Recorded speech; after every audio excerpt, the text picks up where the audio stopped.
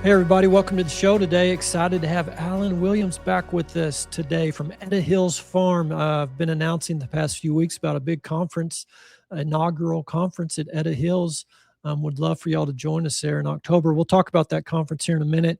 But before I do that, I always forget these announcements. So I'm going to knock them out right here. My team gave me this to tell y'all.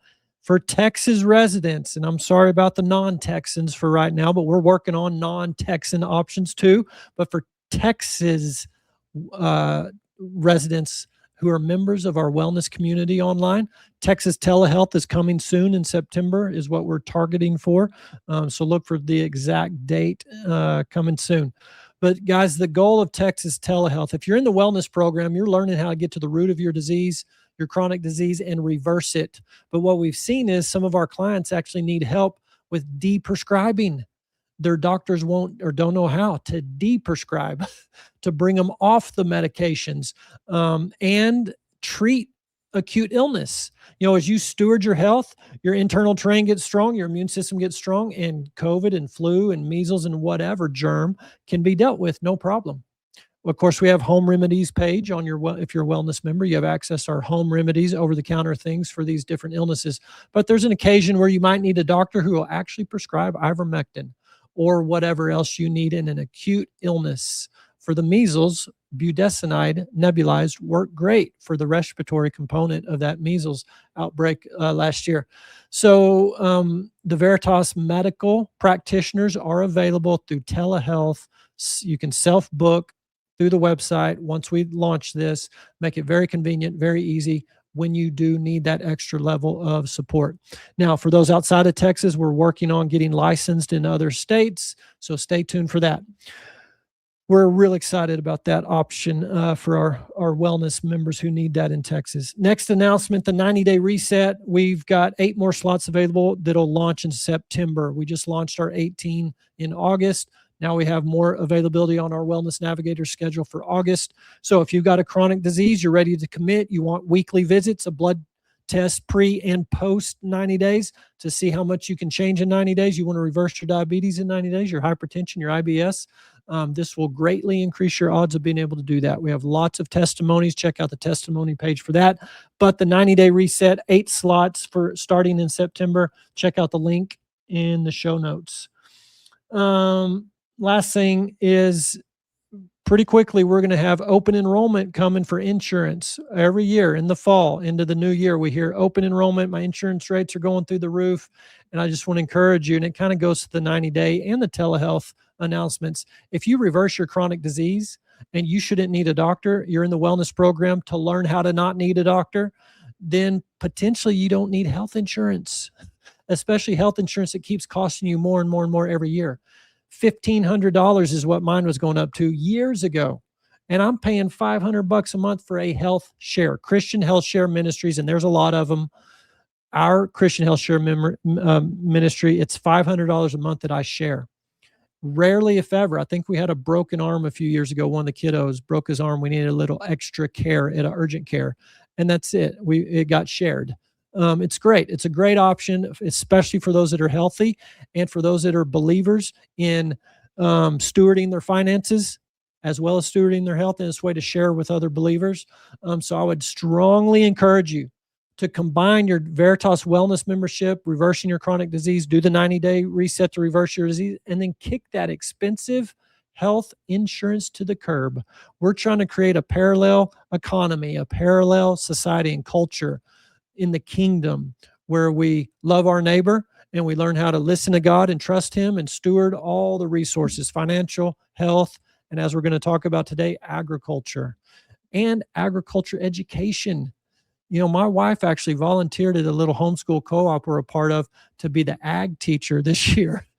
And she was looking for some curriculum for regenerative ag. And maybe it's out there. So if you're listening and you got some kind of junior high curriculum, high school curriculum, we'd love you just email the clinic. We'd love to see that. But talking to some guys out there, it was hard to find any. Alan Williams has a vision for educating young people or middle-aged or older current farmers or people wanting to future farmers on a different way to do it, a more kingdom aligned. So today's show, guys, hopefully it encourages you. There's many, many people out there listening and being obedient to go against the grain and do something different in the world, not of the world, get their creative instruction from God Most High, and then walking it out and doing it, even if it looks like it's impossible, or how are we going to pay for this, or how's this, we're going to pull this off. With God, nothing's impossible. So super encouraged about what Alan's doing. And I'm going to let him just talk about it, but just wanted to let y'all know today's going to be an encouraging show. Alan, thank you for coming back. Welcome to the show. Well, it's an absolute pleasure to be here. Very happy to once again share with your audience, and I know we're going to have some great conversation today. Yes, we will. And Alan and I were just at a conference, Need Your Cure, in Oxford, Mississippi. It was a great weekend. I've come back super encouraged. So many good folks there and great speakers, great topics. And guys, there really is a movement afoot to build something different. And really, it's the kingdom as it is in heaven on earth. So we're going to get into some of that today. But Alan, real quick for new listeners, because you were on probably a year and a half or so ago, a little background. And you and I were talking this weekend, such a parallel. I shared in my talk this weekend about the 1910 Flexner Report. The audience here knows about that, when medical education got real narrow to allopathic only, pharmaceutical-based, treat a symptom only. And we've been doing that for 110 years now. And the outcomes over those past 100 years, we went from the healthiest to the sickest, and it's unsustainable. It's bankrupting us health-wise, and it's bankrupting us financially too. And there's just so many parallels in this medical system and the failure of it, and the agricultural system, from the education to the outcomes. So we'll get into all that. But first, just share a little bit about where you came from and how you got to where you are today, and then your vision for the future of where you're going. Yeah, be very happy to. So first, I am a sixth-generation family farmer and rancher. I grew up on my family's farm in South Carolina. They've been there since 1840 and are still there. So I'm very happy to say that. And I reside in Mississippi now. I've been here in Mississippi since the 1990s. I intended to go back home to the family farm. I'm the oldest son, but I got derailed academically, you might say, and talked into going to graduate school and all of this. So I got my master's degree and then a PhD in genetics and physiology, and then felt almost obligated, I guess, to go into academia after that instead of going back to the family farm. And so I spent 15 years in academia, doing research and teaching and all of that. And I'll have to be very honest with you. I swallowed the mantra, of conventional agriculture and this whole feed the world deal and everything else, hook, line, and sinker.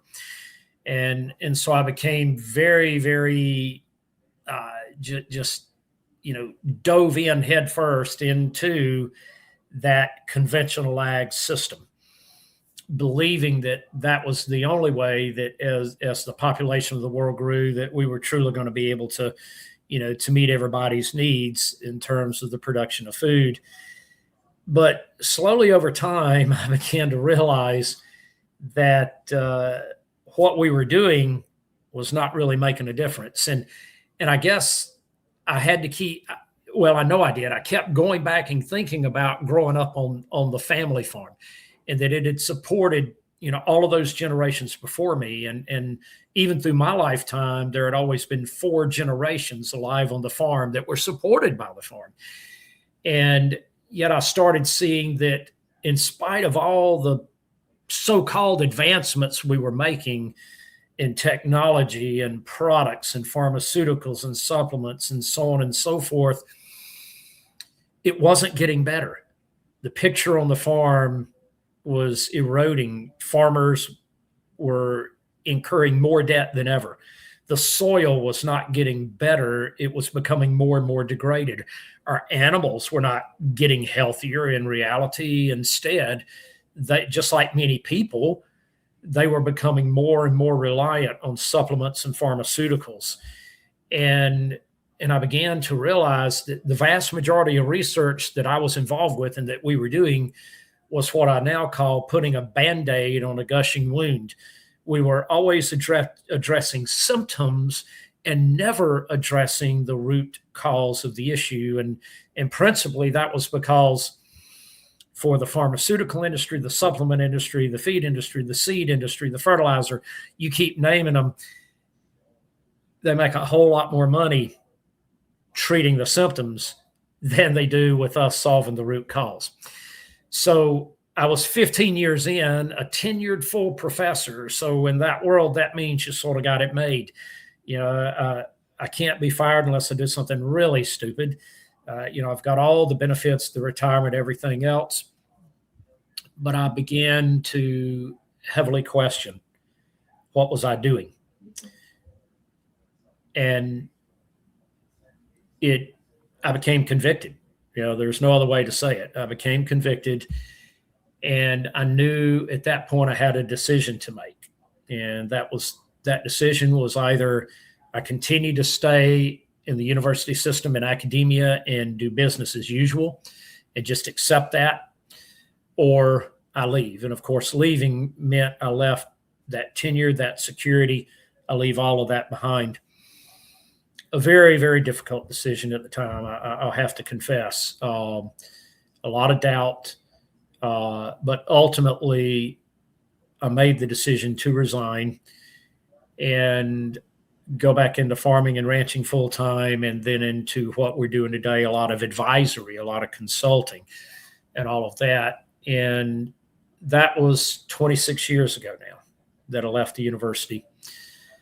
And what I'll have to say is that in spite of that fear, in spite of that trepidation,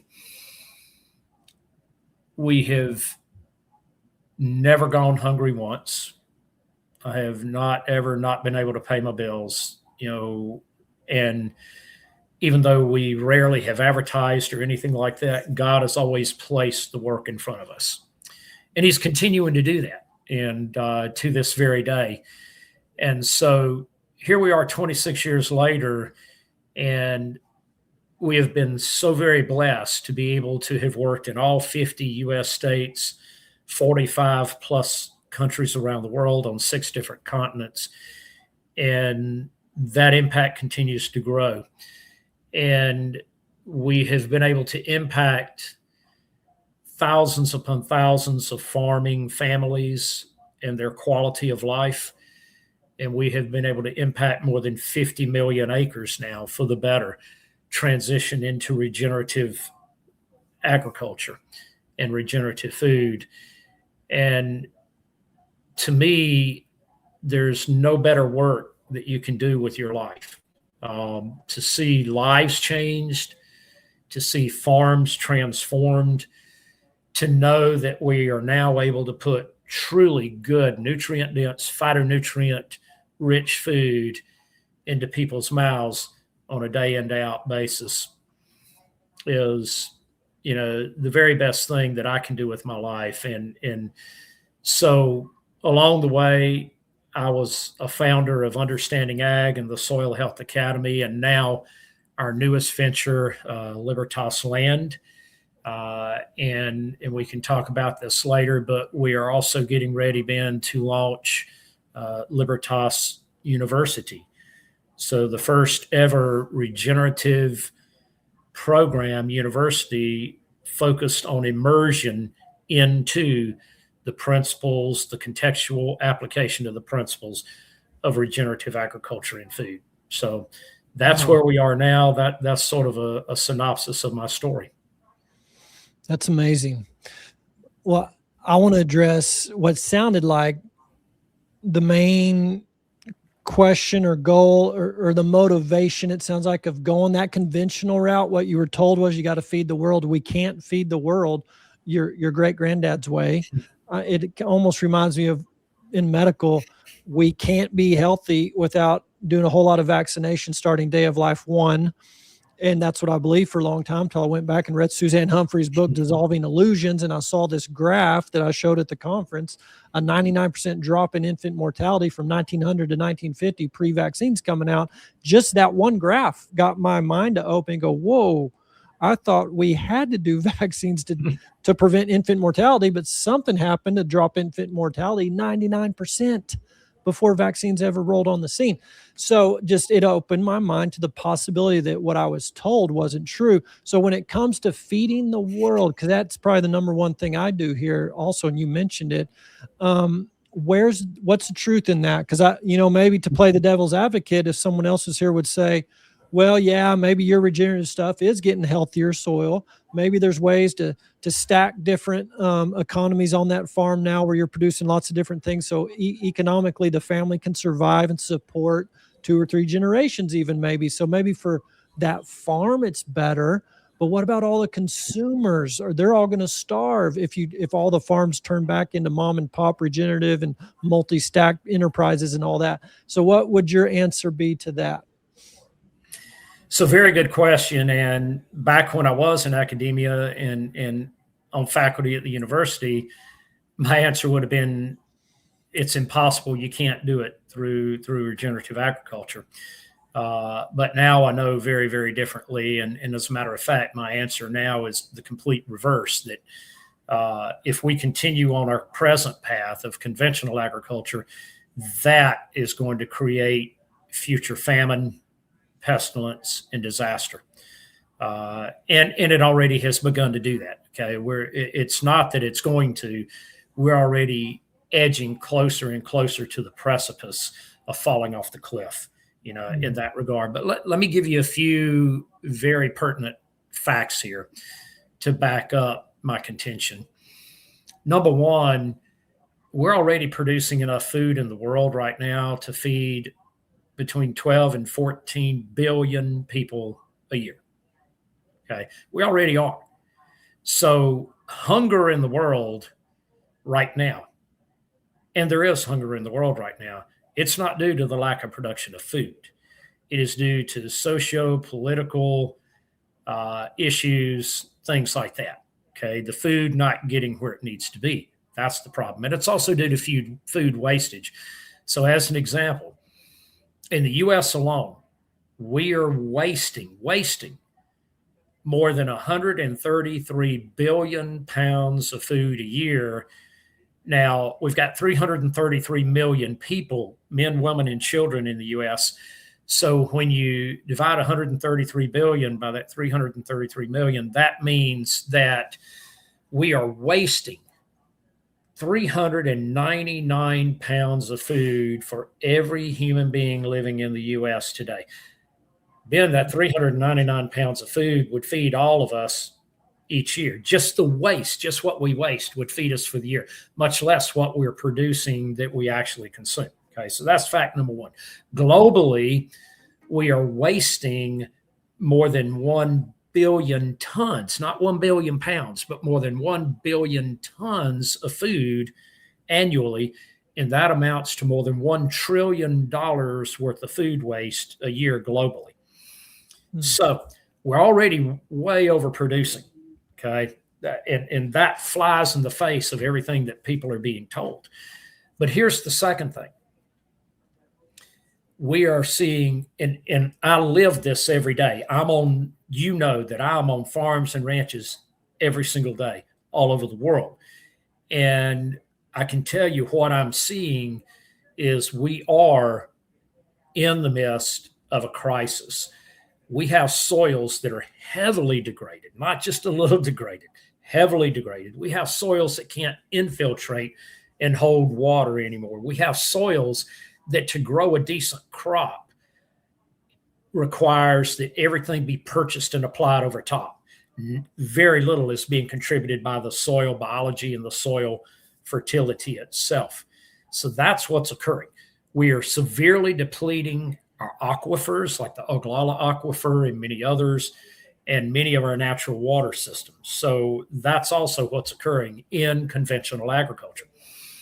Now, you contrast that with what's happening on regenerative farms. So we have documented that the average regenerative farm is producing 4 to 11 times more actual food per acre than all the neighboring conventional farms. To think about that we can't grow enough food. Are you kidding me? We can more than feed the world farming regeneratively. And as a matter of fact, that's the way we're going to be able to continue to feed the world as we go forward. Yeah. Well, I mean, can just imagine just my little garden at home. It's trying to be regenerative, but it's got a long ways to go. And, you know, just the okra that's coming off right now, the black-eyed peas, the tomatoes, 4 to 11 times more, probably both in size and quantity, just the bountifulness that could come out of just my garden. 4 to 11 times. It's almost unimaginable. In fact, it makes me think back to the Garden of Eden. I can't imagine the amount of just how big and plump and luscious, and not only tastes good, but full of nutrients. And when you put that in your mouth and you flood your cells with this deep nutrition, you're satisfied. You actually don't need to eat as much because what you just ate was so power packed full of nutrients because of what was in the soil, the biology, putting the vitamins, minerals into that plant. It's just, it works. This is the kingdom way. This is God's way. You do things God's way, it all works. All that water cycle restores, the whole thing works and translates to human health too. Well, that was a great answer, I would say. That kind of, if someone has that question about how can we feed the world, 4 to 11 times more food on regenerative farms than the neighbors next door. And let's look at one other thing here, okay? We are planting every year in the U.S. alone more than 90 million acres of corn, okay, and between 85 to more than 90 million acres of soybeans.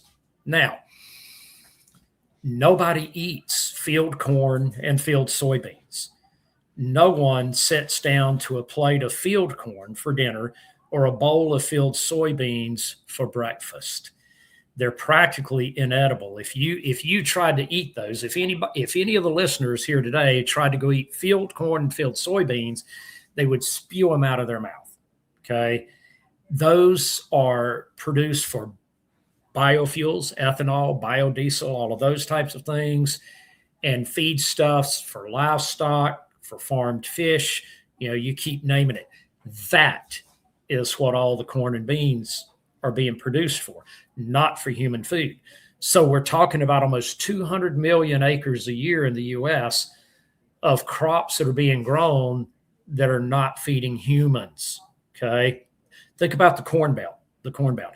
And here's another little fact that I think will blow a lot of your listeners away. Do you know that the vast majority of conventional farmers today do not eat anything grown on their farms? They don't even grow their own gardens anymore.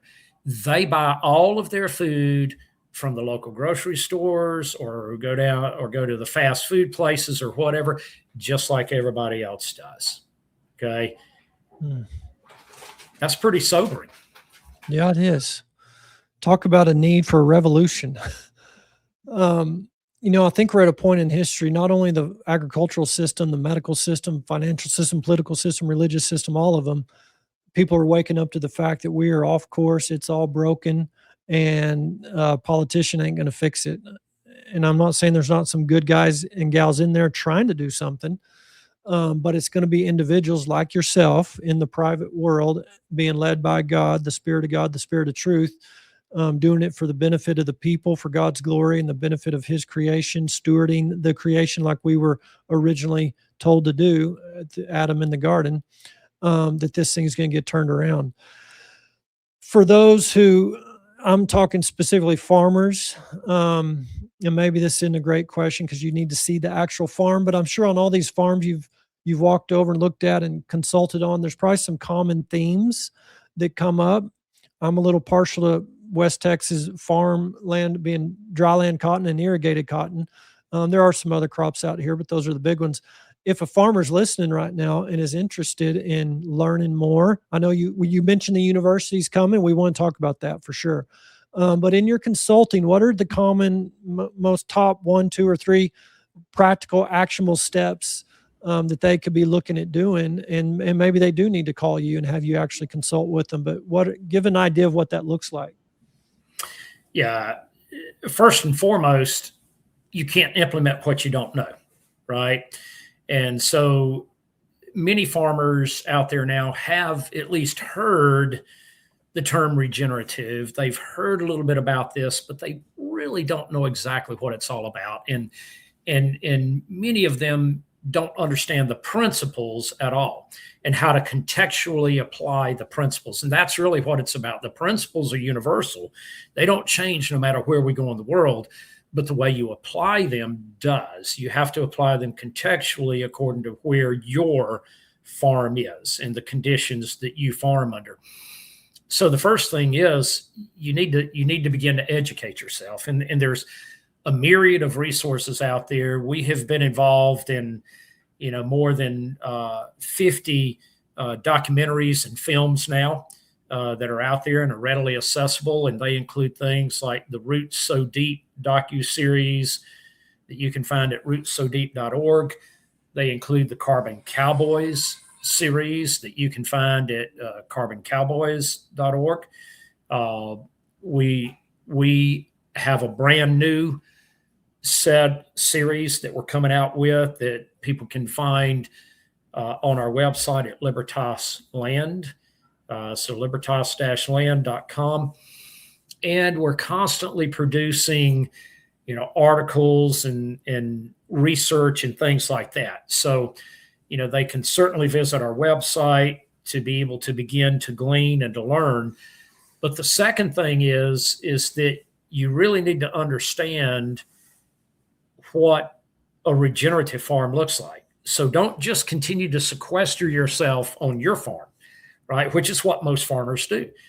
A lot of farmers don't really get out and really look at other people's farms and see what's going on. So the second thing is I would encourage them to go visit farmers that have already made this transition and are already farming regeneratively. See what their land looks like.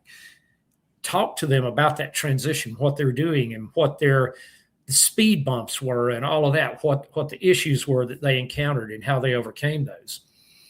And then finally, yes, oftentimes for a successful transition, it does take, some one-on-one advisory. And that is exactly what we provide to be able to help farmers and ranchers successfully make this transition and to get them over all of those speed bumps and to help them build confidence, because confidence is huge, in all of this. So really those are the most important steps to take. And there's a quote that I use often by W.C. Loudermilk in his book, Conquest of the Land Through 7,000 Years. And the quote goes like this: "The land does not lie.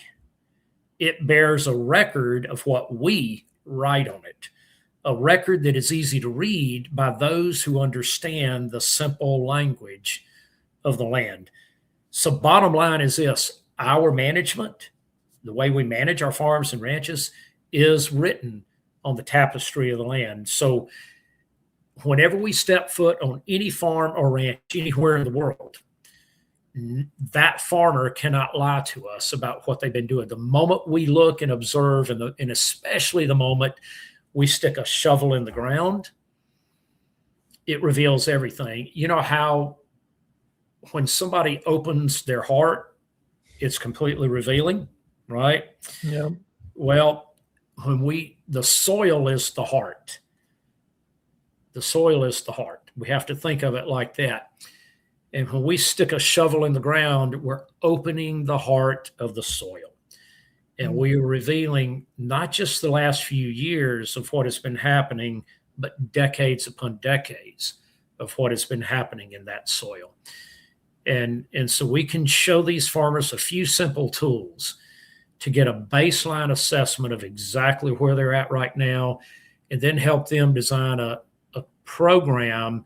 We call it an adaptive stewardship program, a program that then allows them to be able to make this transition in a very successful and a very profitable way.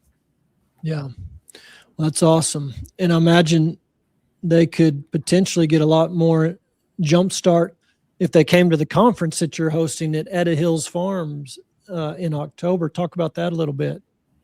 Absolutely. It is a unique opportunity. It's going to be held October 8th and 9th in South Haven, Mississippi. That is just south, just across the state line from Memphis, Tennessee. So super easy to get into, whether you're driving. There's multiple interstates that converge there, I-55, I-40, and so forth, or very easy to fly into and easily get to the conference center there in South Haven. And they can go to the farm website at Etta, E-T-T-A, ettahillsfarm.com to be able to take a look at our lineup of speakers, our agenda, and to register. But, we're going to have an absolutely outstanding lineup of plenary or keynote speakers, along with some excellent panel discussions. Obviously, you're going to be there. So, folks, Dr. Ben Edwards is going to be one of our keynote speakers. We're going to have Dr. Stefan Van Vliet, who is one of the absolute leading experts on cutting edge nutritional research, particularly phytonutrient research, to share the latest and the greatest in that regard, and to basically share with us that, a tomato is not a tomato, a blueberry is not a blueberry, beef is not beef, and here's why. And how do you know the difference? Okay, because that's what's most important. How do you know the difference? We're going to have Christine Martin, who is a outstanding holistic educator. We're going to have Peter Bick, who is the award-winning filmmaker who did Carbonation, the Carbon Cowboy series, the Roots So Deep docuseries, and so forth, speaking. I will be a keynote speaker as well. And we'll have Bishop Vincent Matthews, who's going to tie it all in with the scriptural foundation. Why is the way we manage our land and steward our land so important? And why is eating scripturally so important? And then we're going to have incredible panels. So we've got regenerative farmers who will be there, and they're going to be sharing in a panel why they made their transitions and what a difference it has made, in their lives and in the lives of many others, how they have literally changed the landscape through regenerative farming. We're going to have a health and wellness panel, that obviously will include you, that is going to be talking about, how is this important to all of us, as a consumer of food. We're going to have a culinary panel that's going to be talking about why this is important to restaurants, to grocery stores, and so forth. So we're going to have award-winning chefs there, and grocery store owners, and all of that serving on that panel. And so really what we're going to do, this is not what I would call an agricultural conference. So we're not looking to attract just farmers and ranchers. Yes, we want them there, but this is a conference for absolutely everybody, because we all eat, and we all are concerned about our health and the health of our planet, the health of this creation. And so the whole purpose of this conference is to tie it all together, to close the loop between the soil and ultimately our health and the health of this creation. And I said this at the conference, this weekend, but before there were plants, before there were animals, and before there were humans, God created soil. The soil was the foundation. That was required before any of these other living beings could be created. And the soil was so important and so filled with vibrant life, so alive, that God grabbed a handful of soil and formed it into man and created man out of soil. So that's our common ground. Yeah. Yeah, we get into trouble when we start dividing things, putting them into individual silos, like we're a separated. I mean, that's, as Jamie Winship would say, kingdom versus empire, and empire is all about separation and division, division, division, using fear to do it, like the fear of, oh no, we can't feed the world, versus the abundance it's in the kingdom. And it's all opposite. It's all upside down. I mean, I had so many people at the conference this weekend talking about their cholesterol and how their doctors want it so low. And I would just look at them and say, no, it needs to be so high. Mhm. It's exactly 180 degrees opposite of what the world says. And that's what's so uh, awesome, really, about everything is, but you have to have an open heart and an open mind. Just like I'm imagining, I mean, you can correct me, but a lot of this dirt out here that blows around that has no life in it anymore because of the way the farmers have been kind of forced in that system to manage that. To restore that, it's to do what's behind you on the screen, putting some hooves on it, putting some animals on that, getting that hoof impact and the manure and the urine and just all of it, to restore that. Well, that may, for some farmers that think, well, I'm not a cow man, I'm a cotton man, and even won't even have an open mind to the possibility of animals. And that's where I'm going to encourage folks to keep that open mind. Because when I came out of that medical system, I had to have an open mind that nutrition actually matters, which sounds so simple. But as a doctor, I didn't think nutrition mattered at all because they didn't teach me in school that it mattered. So if I got no nutrition education, how in the world could that matter about health and disease? I mean, that's how crazy that sounds. And so for a farmer who maybe is closed-minded to having animals combined in, or how can that work? How does that just be open-minded? Because things operate 180 different. Upside down is right side up and all that in the kingdom. So just keeping an open heart, open mind. And maybe with that, we can talk more about the university that you have kind of dreamed up in your heart and are now actually materializing. I heard this weekend from your son, Chris, that maybe fall of 27 is what we're looking at. But let's talk about that some. Share with the audience your dream there. Absolutely. So, and I guess first, let me just say a couple of things back on what you were saying about the reintegration of animals and all that. See, that's a very recent phenomena that a farmer would not have livestock. See, this has just been in the last 80 plus years that has been the case. Prior, you had to have livestock. Where in the heck did your fertility come from? You know, and if you go back and you look and you study our patriarchs in the Old Testament, you know, if we study Moses, if we study Job, we look at Abraham, Isaac, Jacob, David, and on, we just keep naming them. They had massive herds of livestock and multiple species of livestock. You know, when we talk about a shepherd in the Bible, often today people think, well, that just means they only had sheep. No, they had sheep, they had cattle, they had oxen, they had horses, they had donkeys, they had camels, on and on. And when you look at the numbers, I mean, go to Job and read the numbers, the sheer numbers of livestock he had. Look at the sheer numbers of livestock that Solomon had, you know. So they relied on those livestock in a mighty way. And that's what we need to do again today. It's not that we need to get rid of livestock. We need a whole lot more livestock on our landscape because they are healers of the soil if we allow them to be. That's why God created them. That's why he placed them here. So that being said, yes, we have, coming out of that academic sector, that formal academic sector, and having been there, done that, I can legitimately critique it. I can legitimately criticize it. I know the weaknesses of that system. And what I will tell you is that no one out there, no land grant university, no university period right now is doing a truly adequate job of regenerative agriculture and food instruction. Not a single one. And again, a lot of it is due to the fact that you can't teach what you do not know, and you can't do research, adequate research on what you do not know. So I've wrestled with that for some time now. And I've looked at, okay, what university is going to take on this mantle and do this? And none of them have. Okay.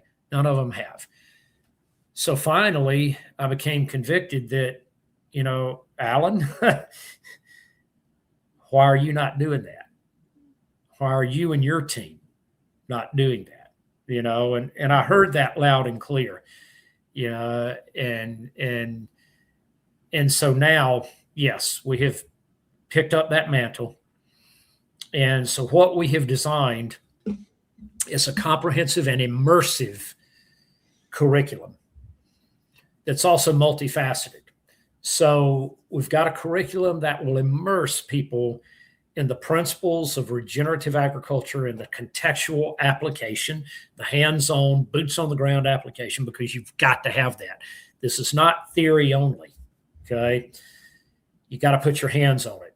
You got to do it to be able to really know how to do it. Imagine Abraham, trying to teach and instruct his children and grandchildren how to shepherd all the livestock, and Abraham had never actually done it himself. Yeah. Would he have been a good instructor? No, not at all.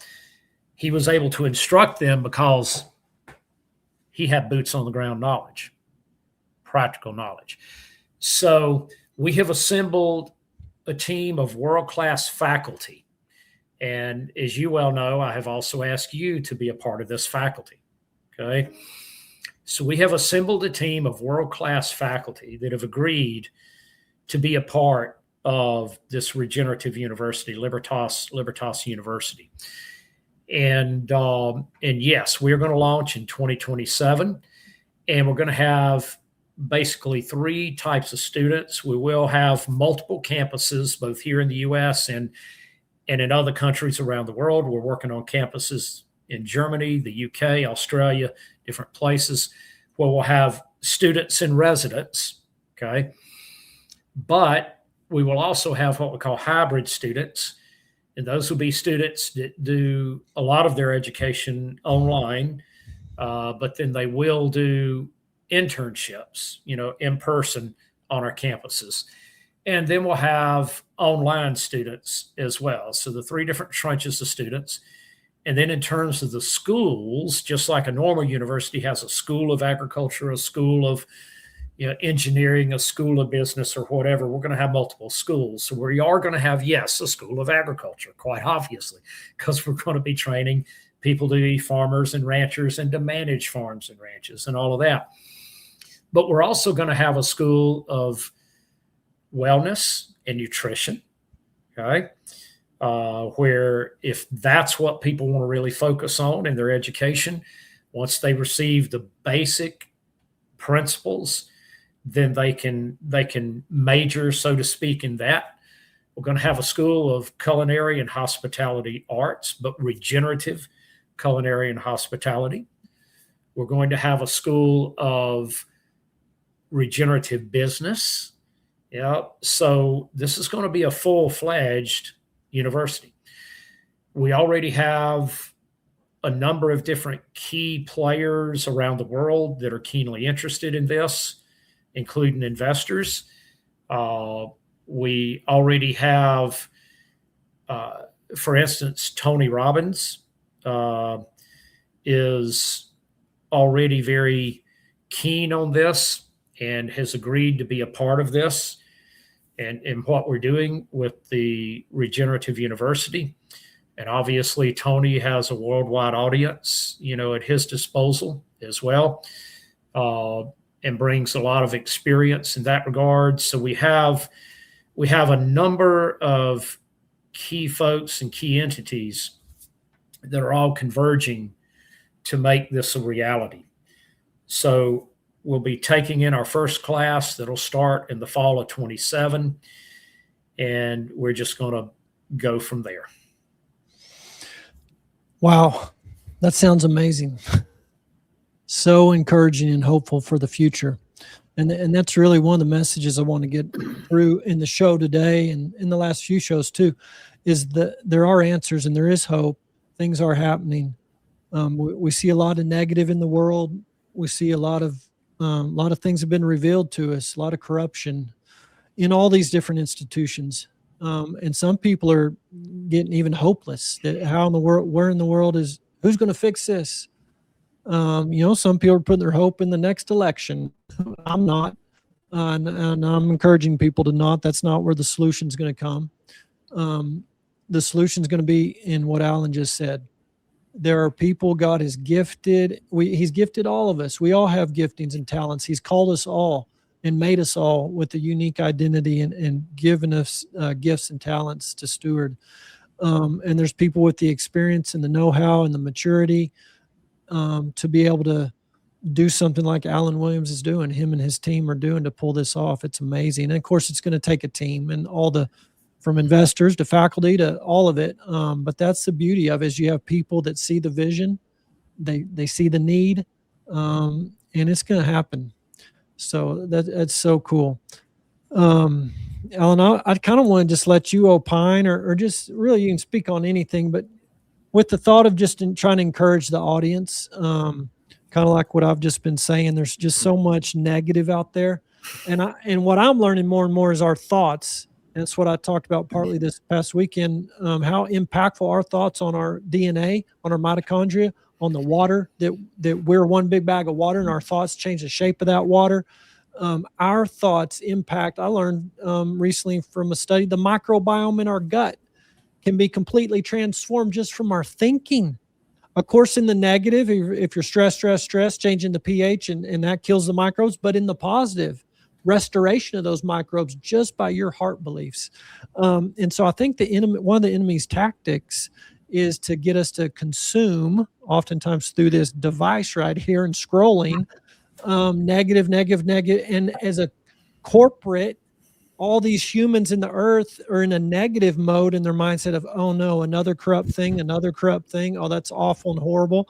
And if we can shift that and all corporately get thinking, and scripture tells us to do this, put your mindset on the things that are true and righteous and good. And I forget what verse that is. But it sounds woo-woo almost, but if we can all actually take captive our thoughts and don't let it go down that negative path and actually trust God will not leave us or forsake us. And his kingdom is coming more and more, but the kingdom is within. We got to trust that. We got to walk in it, just like Alan and his team are doing. So just maybe speak to that, because everything you just said, you could plop into the medical realm. You could plop it into the financial realm. The world's way of doing stuff has led us to on the brink, on the precipice in agriculture, but everywhere else too. So it applies everywhere. But maybe just encourage the audience in these last few minutes in any way you want to. Absolutely. The first thing I'll say is this, I've spent my entire life in agriculture, and I'm in my 60s now, and I've been through periods where I've just been in despair about agriculture and food and what's really facing us. But I will say that now I see the greatest hope I've ever seen. We truly, truly have an opportunity to make a dramatic change for the better here. And I witness it every day. And it starts with the power of God's creation, right? What he originally placed here and the abundance that he created. We all think back on Adam and Eve and just how incredibly abundant everything must have been in the garden. And then we think, oh, well, that, when Adam and Eve fell, then that all went by the wayside and that just doesn't exist anymore. But no, what I have discovered is that abundance is still here. All we got to do is tap into it and allow it to express itself. Okay. Mm-hmm. And that's what we're finding. And here's the other thing that I'm discovering, and I'm saying this as a scientist, okay? And many scientists can't bring themselves to say this because, again, as you said, they think it's woo-woo, okay, or whatever, fairy dust. But I'm now pretty well convinced there is no limit on the abundance of this creation. There is no limit. I don't know that there's a limit to the number of microbes that can exist in the soil, that there's a limit to the amount of diversity that can be growing on any acre, anywhere on this earth. I'm becoming more and more convinced that the better we steward this creation, the more abundance we're going to see. You know, and you look at it, God multiple times through the history of man has tried to get us back to Eden, right? I mean, first of all, he created Eden to begin with and plopped man right down into the middle of it and said, here, steward it, care for it, tend it, right? And then we messed it up, right?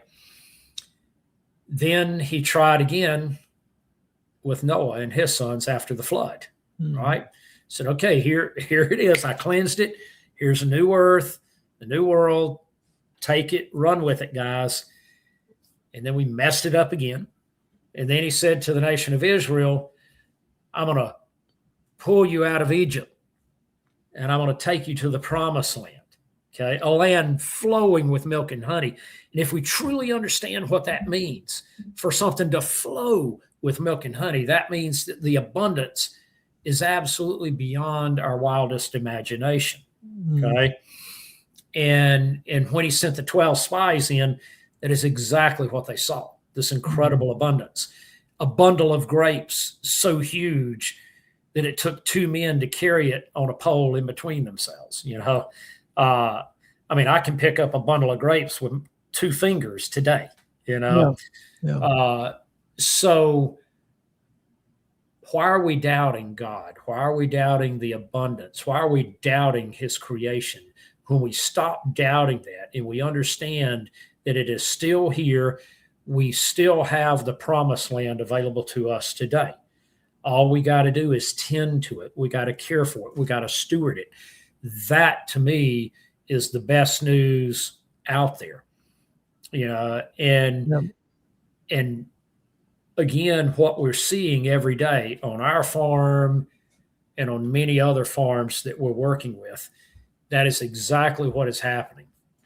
The abundance returns, the productivity returns, the profitability returns, the quality of life returns. And then the other thing that we as farmers can feel real good about is that we are now growing and placing truly nutrient-dense, phytonutrient-rich food into people's mouths every day. So we are contributing to their health. Essentially, we're becoming a part of the medical community, right? In essence, we're the producers of the medicine rather than the pharmaceutical companies. And I love that part about it. And the other thing that I'm seeing, Ben, relative to the university itself, is that we haven't even got this thing started yet, you know, in terms of launching the first class. And we've had incredible uptake. We haven't had any naysayers. I've had lots of parents and lots of young people that say, my goodness, why would I go to a regular university? This is where I want to go, or this is where I want to send my kids. And I haven't had a single person that I've approached to be a part of our faculty turn us down. They all say, I want to be a part of that. So that's what I see. I see real hope, real change.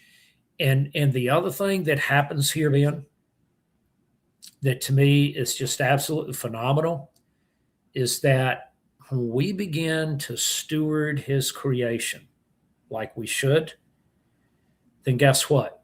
Everything else in our lives changes for the better as well. Right? Everything.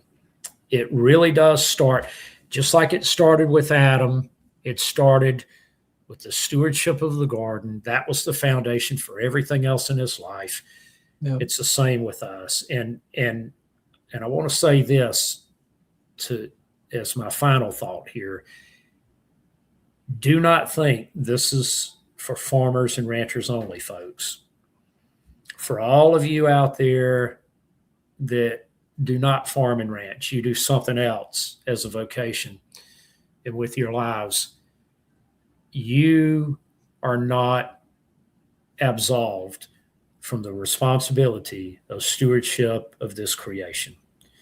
You also bear that responsibility. So that means that the way you manage even your yard, okay, or your backyard garden, the food that you choose to buy to feed your family, the health decisions that you make, those are all critical stewardship decisions and are stewarding God's creation. So all of us bear this responsibility. And the last thing I'm going to say is I'm going to issue this challenge to our churches, because our churches have been very guilty of ignoring this form of stewardship. And we need to quit that. Why do we think of stewardship when we think about the monies we give to the church or the service we give to the church? But yet we don't think about stewardship with the foods that we put in our bodies and the foods that we even serve at our churches. When we're feeding people donuts in our Sunday school classrooms, we're feeding them the goldfish and the honey nut Cheerios, and keep naming it. Okay. Yeah. The junk.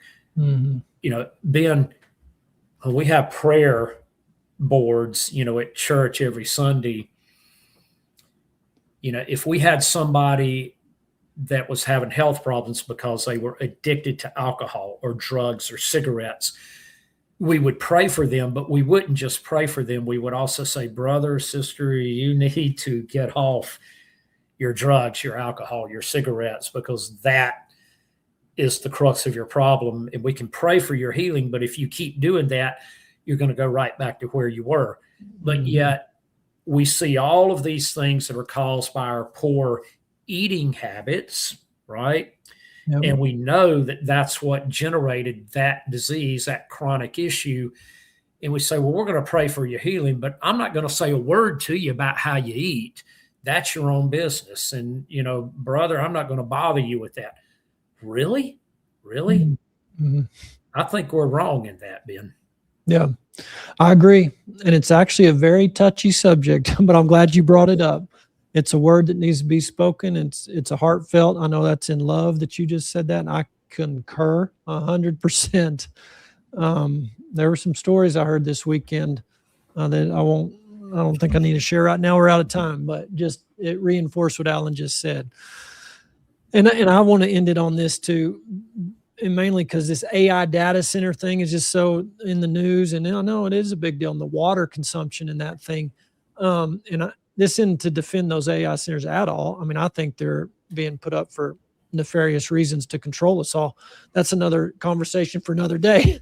But going to what Alan was talking about, the waste, the food waste, there's plenty in God's kingdom. There's an abundance. It's a lack of proper stewardship, utilization, distribution.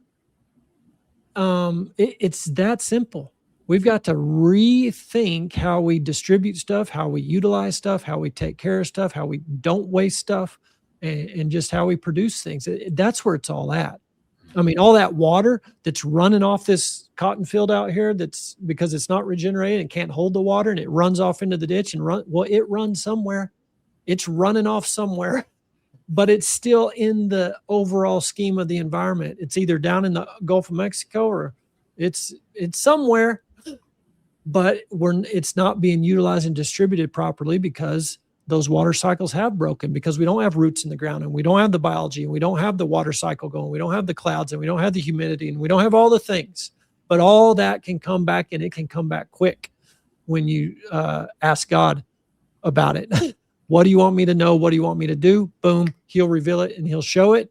And when the enemy comes and says, no, you can't do that, what will people think? Or there's no money or whatever, then you take that lie and you shove it, and God will show you the way to do it, and the provision will be there. This is the way the kingdom works. So don't let that fear and scarcity mindset keep you in that old box of the world's way of doing things. or we are going to fall off that cliff. But we're not going to fall off that cliff. There's enough people that love the truth and are moving in that. And I encourage the whole audience to do it in your life every day, just like Alan said, especially buying that food. And is it a little more expensive? Maybe. But, I just said at the top of the show, get off that expensive health insurance, get well, get off your $1,500 to $2,000 a month health insurance. That's not good stewardship. Get a $500 a month health share, or even cheaper than that. There's some out there. I take that extra $1,000 and go buy the food. And that keeps me healthy, and it supports the farmer at the local farmers market. So it all works, guys. Just like Alan said, it's a win-win-win all the way down the line when everybody gets in to the kingdom and doing it a kingdom way.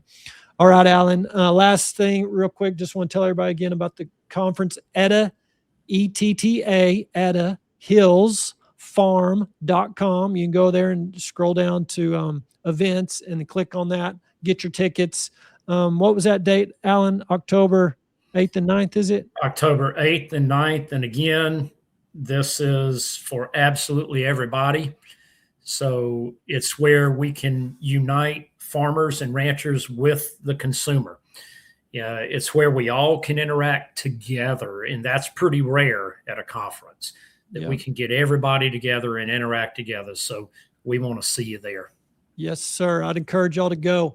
Like you said, not just farmers and ranchers, everybody, especially just to get more encouraged. It's so encouraging when we come back from these conferences where like-minded believers are together, fellowshipping in the truth. So y'all check it out at hillsfarm.com, and we'll be back next week with another great show. Alan, thanks again for joining us. Thank you.